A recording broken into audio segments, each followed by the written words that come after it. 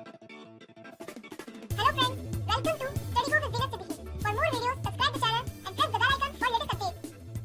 दोस्तों अगर आप लोग मुझे इंस्टाग्राम पर फॉलो करना चाहते हैं तो मेरा इंस्टाग्राम का पेज है और इसकी लिंक मैंने डिस्क्रिप्शन में डाल दिया है। आप वहां पर क्लिक करके मुझे इजीली इंस्टाग्राम पर फॉलो कर सकते हैं। पिछली वीडियो में हमने आईपीसी के बहुत सारे लेक्चर्स कवर कर लिए हैं। अगर आपको वो सारी वीडियो चाहिए तो मैंने अलग से आईपीसी की प्लेलिस्ट बनाई है, उसकी लिंक मैंने डिस्क्रिप्शन में डाल दिया। वहां पर क्लिक करके आईपीसी की सारी वीडियो एक्सेस कर सकते हैं। Today we are going to discuss about section 21 of IPC यानी कि पब्लिक सर्वेंट लोक सेवक कौन होता है। ये बहुत ज़्यादा इंपॉर्टेंट सेक्शन है चैप्टर सेकंड ऑफ आईपीसी का यानी कि जनरल एक्सप्लेनेशंस का। चैप्टर सेकंड ऑफ आईपीसी यानी कि जनरल एक्सप्लेनेशंस जितनी भी आईपीसी में टर्म्स यूज की गई हैं उन सबको डिस्क्राइब करता है। इसी तरह सेक्शन 21 इस चैप्टर में एग्जिस्ट करता है और ये भी पब्लिक सर्वेंट के बारे में बताता है कि आईपीसी में जहाँ पर भी पब्लिक सर्वेंट का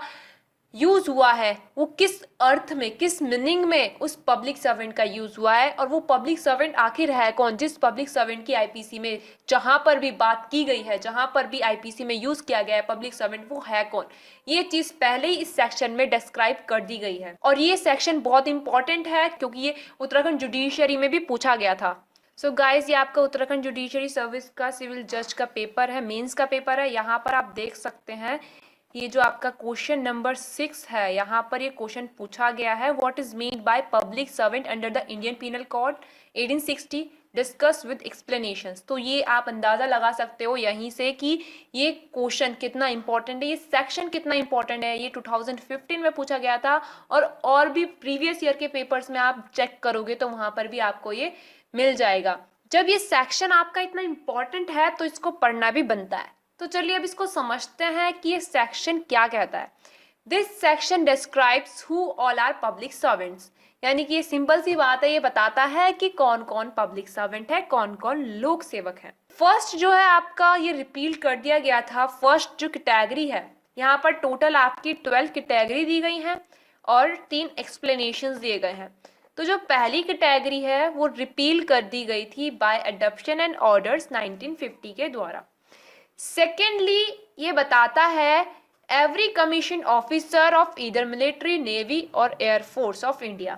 चाहे आपका मिलिट्री का हो, नेवी का हो, एयरफोर्स का हो, कोई भी कमीशन ऑफिसर क्या माना जाएगा, पब्लिक सर्वेंट्स माना जाएगा। इस सेकंड क्लोज के रिलेशन में सुप्रीम कोर्ट ने ये बात हेल्ड की थी कि जो मेंबर होते हैं ऑक्सिलरी एयरफोर्स के under the reserve and auxiliary air forces act 1952,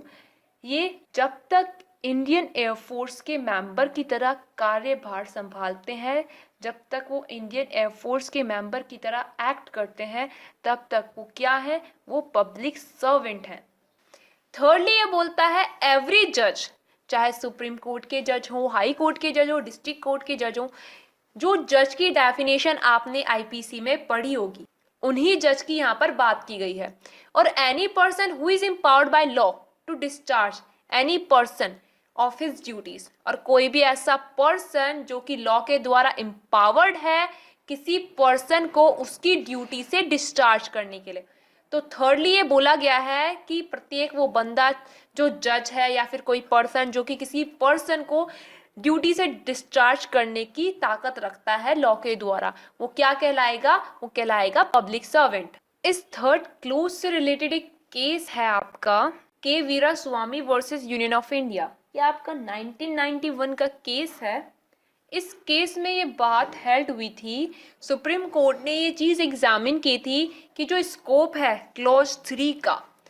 उसके अंतर्गत क्या चीज़ इंक्लूड होती है। उसके अंदर इंक्लूड होती है जजेस of high court and the supreme court. यानी कि इस केस में कहा गया था this category would be includes जजेस of high court and the supreme court, यानी कि चाहे हाई कोर्ट के जजेस हो या फिर सुप्रीम कोर्ट के जजेस हो, वो सब पब्लिक सर्वेंट की कैटेगरी में आएंगे। ये बात इस केस में हेल्ड की गई थी। फोर्थली ये कहता है कि जो आपका पब्लिक सर्वेंट है उस कैटेगरी में कोर्ट ऑफ जस्टिस के जो मेंबर्स हैं, जो पर्सन्स हैं, वो भी इंक्लूड होते हैं। कोर्ट ऑफ जस्टिस जो है आपका सेक्शन 20 में उसको डिस्क्राइब किया गया है। आईपीसी का सेक्शन 20 कोर्ट ऑफ जस्टिस के बारे में बताता है। तो यहाँ पर फोर्थ कैटेगरी बोलती है कि कोर्ट ऑफ जस्टिस जो है उसके जो पर्सन्स है वो भी क्या है, वो क्या है, पब्लिक सर्वेंट है। अगर इस फोर्थ कैटेगरी को हम वेयर एक्ट की लैंग्वेज में डिस्कस करेंगे तो यहाँ पर फोर्थ कैटेगरी आपको ऐसी दिखेगी, यानी कि इस फोर्थ कैटेगरी में कहा गया है every officer of a court of justice, यानी कि जितने भी ऑफिसर है कोर्ट ऑफ जस्टिस के इंक्लूडिंग लिक्विडेटर, रिसीवर और commissioner, whose duty it is as such officer to investigate or report on any matter of law or fact or to make, authenticate or keep any document or to take charge of dispose of any property or to execute any judicial process, जो भी judicial process execute करते हैं उनके पास power है to keep any document और to take charge और dispose of any property, किसी भी प्रॉपर्टी का चार्ज लेने की पावर है, डिस्पोज करने की पावर है, और टू एडमिनिस्टर एनी ओथ, यानी कि कोई भी ओथ जो होती है, आपकी शपथ जो होती है, उसको एडमिनिस्टर करने की पावर है, और टू इंटरप्रेट और to preserve order in the court, क्या करने की पावर है, कोर्ट में कोई भी ऑर्डर इंटरप्रेट करने की पावर है, प्रिजर्व करने की पावर है, and every person specially authorised by court of justice to perform any of such duties. Court of justice के द्वारा अगर ऑथराइज्ड है कोई पर्सन ऐसी ड्यूटीज को परफॉर्म करने के लिए, तो वो भी क्या होगा, वो भी पब्लिक सर्वेंट की कैटेगरी में आएगा। फिफ्थ कैटेगरी बोलती है कि every member who is assisting the panchayat raj और any officer of court of justice और public servant will also come under the ambit of public servant. It means जो ज्यूरीमैन्स वगैरह होते हैं, जो असेसर वगैरह होते हैं, और या फिर जो पंचायत के जो मेंबर्स होते हैं, जो कोर्ट ऑफ जस्टिस के किसी ऑफिसर को या फिर किसी पब्लिक सर्वेंट को असिस्ट करते हैं, वो भी पब्लिक सर्वेंट के एम्बिट में आते हैं। ये फिफ्थ कैटेगरी बोलती है। सिक्स्थ कैटेगरी कहती है एवरी आर्बिट्रेटर और any other person to whom any matter has been sent for further inquiry और सॉल्यूशन और has been asked of any report by any other competent public authority. यानी कि जो आर्बिट्रेटर होता है या फिर कोई भी ऐसा पर्सन जिसको कोई मैटर सेंड किया जाता है, भेजा जाता है किसी इंक्वायरी के लिए, और वो मैटर सॉल्व किया जाता है। यानी कि आर्बिट्रेटर को अगर आप नेट पे सर्च करोगे तो उसकी डेफिनेशन ही आएगी, a person who is chosen to settle an argument between two person और टू ग्रुप ऑफ पीपल। तो यानी कि अगर दो बंदों के बीच में कोई डिस्प्यूट हो गया है या फिर दो ग्रुप्स के बीच में कोई डिस्प्यूट हो गया है, उसको सॉल्व करने के लिए जो पर्सन यूज किया जाता है, लाइक आर्बिट्रेटर बोलते हैं उसको, मध्यस्थ व्यक्ति बोलते हैं, तो वो बंदा भी सिक्स्थ कैटेगरी के अंदर आता है और पब्लिक सर्वेंट उसको हम बोलेंगे। सेवेंथ कैटेगरी बोलती है कि जो प्रत्येक बंदा है जिसको एम्पावर्ड किया गया है लॉ के द्वारा, विधि के द्वारा, टू कीप अ प्लेस और to keep a person in confinement, यानी कि जो जेलर वगैरह होते हैं जो किसी मुजरिम को जेल में रखते हैं, उसकी देखभाल करते हैं वहां पर, वो व्यक्ति भी क्या है, वो पब्लिक सर्वेंट है।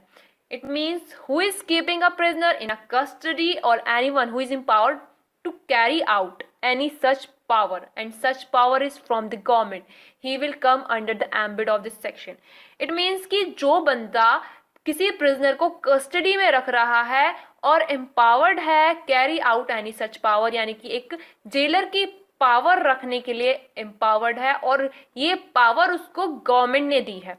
तो वो बंदा भी पब्लिक सर्वेंट के एम्बिट में आएगा। अब इस सेक्शन की 8 कैटेगरी कहती है कि प्रत्येक ऑफिसर, एवरी ऑफिसर जो कि गवर्नमेंट का है, सरकारी जो आदमी है, वो बंदा जिसके पास पावर है टू प्रिवेंट ऑफेंसेस, किसी भी अपराध को रोकने की, और to bring wrong doer to the custody, यानी कि जो असेलेंट है, जो क्रिमिनल है, जो अपराधी है, उस बंदे को कस्टडी में ले जाने की जिसके अंदर पावर है, और जिसके अंदर पावर है टू कैरी आउट इन्वेस्टिगेशंस, यानी कि जांच करने की जिसके अंदर पावर है, इन्वेस्टिगेशंस करने की जिसके अंदर पावर है, और to protect public health, safety और कन्वीनियंस, ये सब पावर जिसके अंदर है पब्लिक हेल्थ को प्रोटेक्ट करने की, सेफ्टी मेजर्स जो है उनको प्रोटेक्ट करने की जिसके अंदर पावर है, वो बंदा इस सेक्शन के अंदर क्या माना जाएगा, पब्लिक सर्वेंट माना जाएगा। फॉर एग्जांपल जैसे आपके पुलिस ऑफिसर्स वगैरह हो गए, ट्रैफिक पुलिसमैन हो गया और सीबीआई ऑफिसर, ये सब क्या है, all these are empowered by the government to protect public and maintain law and order. ये सब गवर्नमेंट के द्वारा एम्पावर्ड है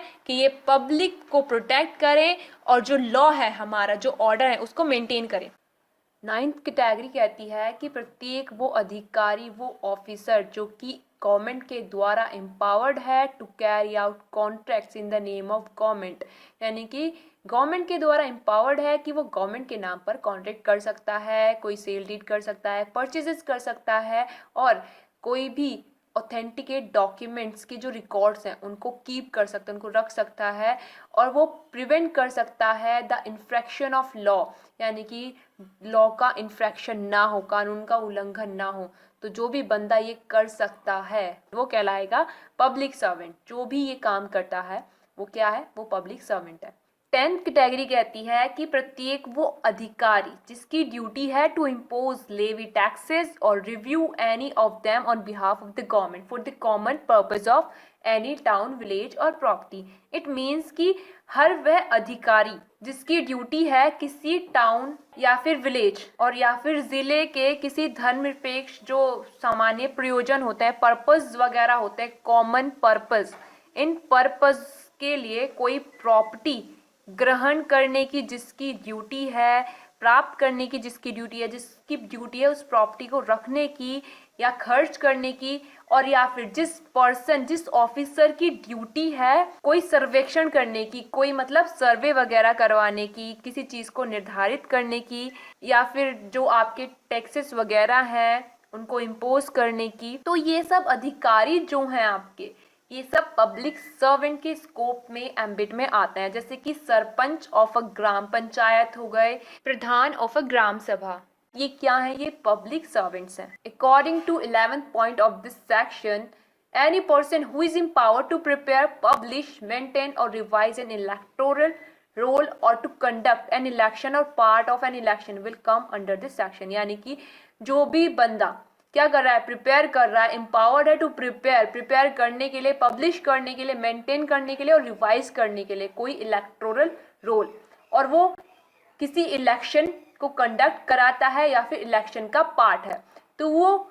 इस सेक्शन के अंदर क्या माना जाएगा, पब्लिक सर्वेंट माना जाएगा। 12th पॉइंट बोलता है कि प्रत्येक व्यक्ति जो कि क्या है, गवर्नमेंट की सर्विस में है, गवर्नमेंट उसको पे कर रही है, और रिम्यूनरेटेड बाय फीस और commission for the performance of any public duty bye the government. यानी कि गवर्नमेंट की सर्विस में है, गवर्नमेंट से उसको पैसा मिल रहा है, गवर्नमेंट मतलब उसकी जो परफॉर्मेंस है और वो क्या है पब्लिक ड्यूटी में वो परफॉर्म कर रहा है और गवर्नमेंट के द्वारा वो परफॉर्म कर रहा है, यानी कि सरकार की सेवा या वेतन में है, और किसी लोक कर्तव्य पब्लिक ड्यूटी का पालन करने के लिए क्या कर रहा है, गवर्नमेंट से फीस या कमीशन के रूप में क्या ले रहा है, परिश्रमिक जिसे बोल सकते हैं वो लेता है, तो वो बंदा क्या है, पब्लिक सर्वेंट है। बी पॉइंट बोलता है 12th कैटेगरी का, इन द सर्विस ऑफ पे of local authority a corporation established by under a central, provincial or state act or a government company as defined in section 617 of the Companies Act 1956। It means कि जो भी बंदा किसी local authority या फिर कोई corporation है जो कि इस्टेब्लिश है सेंट्रल के द्वारा, प्रोविंशनल के द्वारा या फिर स्टेट एक्ट के द्वारा, और एक गवर्नमेंट कंपनी अगर है जो कि डिफाइंड है section 670 of the companies act 1956 के तहत, तो जो भी बंदा इनमें से किसी के भी सर्विस में है और वहाँ से वो पारिश्रमिक प्राप्त कर रहा है, वहाँ से वो अपनी सैलरी लेता है और वहाँ पर वो अपनी सेवा प्रोवाइड करता है, तो वो बंदा भी आपका पब्लिक सर्वेंट की कैटेगरी में आता है। इस सेक्शन में एक लिस्टेशन दी गई है जिसमें कहा गया है a municipal commissioner is a public servant, लेकिन कुछ जजमेंट्स वगैरह आए हैं जिसमें कहा गया है कि भैया म्युनिसिपल कमिश्नर एक पब्लिक सर्वेंट नहीं है। अब ये चीज़ आप नेट पे जाकर सर्च करना कि म्युनिसिपल कमिश्नर क्या पब्लिक सर्वेंट है या नहीं। तो ये जो डिस्कशन हमने किया सेक्शन 21 का, ये सेक्शन 21 की जो बैर एक्ट की लैंग्वेज है उसको मैंने थोड़ा सिंपल करके यहाँ पर डिस्कस किया था। अब बात आती है जो एक्सप्लेनेशन दिए गए हैं बैर एक्ट में। पहला एक्सप्लेनेशन कहता है persons falling under any of the above description are public servants whether appointed by the government और नॉट। यानी कि जो डिस्क्रिप्शन हमने अभी पढ़े, जो 12th कैटेगरी हमने पढ़ी, वहां पर जो पब्लिक सर्वेंट बताया गया है वो पब्लिक सर्वेंट माना जाएगा, चाहे उसे गवर्नमेंट अपॉइंट करती हो या ना करती हो। सेकेंडली ये एक्सप्लेनेशन कहती है wherever the words public servant occur, they shall be understood of every person who is in actual possession of the situation of a public servant,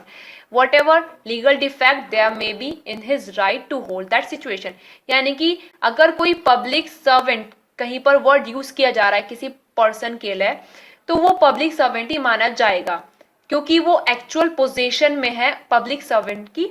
situation में। भले ही कोई लीगल डिफेक्ट हुआ है, उसकी जो अधिकार है वो जो उसने होल्ड किए हैं वो किसी लीगल डिफेक्ट की वजह से उसने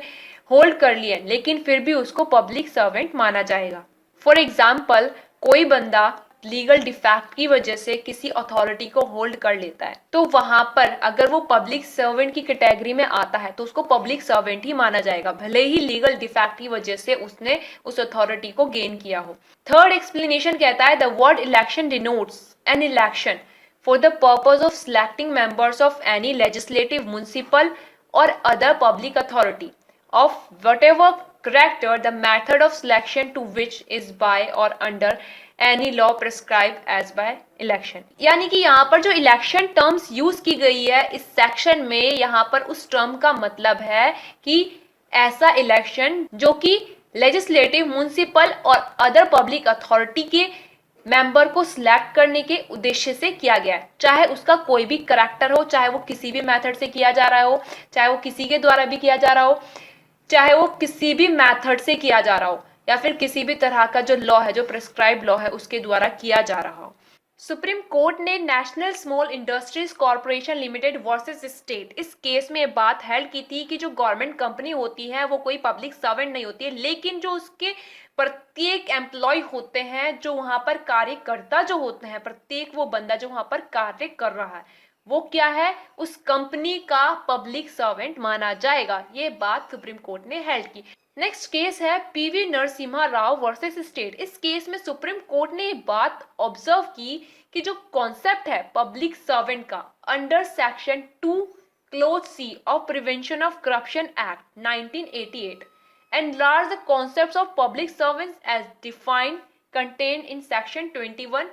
Indian Penal Code। तो जो सेक्शन है आपका 2C of prevention of corruption act 1988,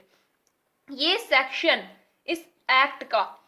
जो कॉन्सेप्ट है आपका पब्लिक सर्वेंट का, जो कि इंडियन पिनल कोड के सेक्शन 21 में है, उसको एनलार्ज करता है। So guys, it's all about section 21 of IPC, यानी कि पब्लिक सर्वेंट क्या होता है, ये हमने पूरा अच्छे से डिस्कस कर लिया है। तो दोस्तों, आपको ये वीडियो कैसी लगी मुझे कमेंट्स करके बताइएगा। अगर आपको ये वीडियो पसंद आई तो इसे लाइक एंड शेयर भी कीजिएगा, साथ ही मेरे चैनल को सब्सक्राइब भी कीजिएगा। और अगर आप इस बेल आइकन को प्रेस करते हो तो मेरे चैनल की लेटेस्ट वीडियो की नोटिफिकेशन सबसे पहले आपको मिलेगी। तो thank you friends for watching my video.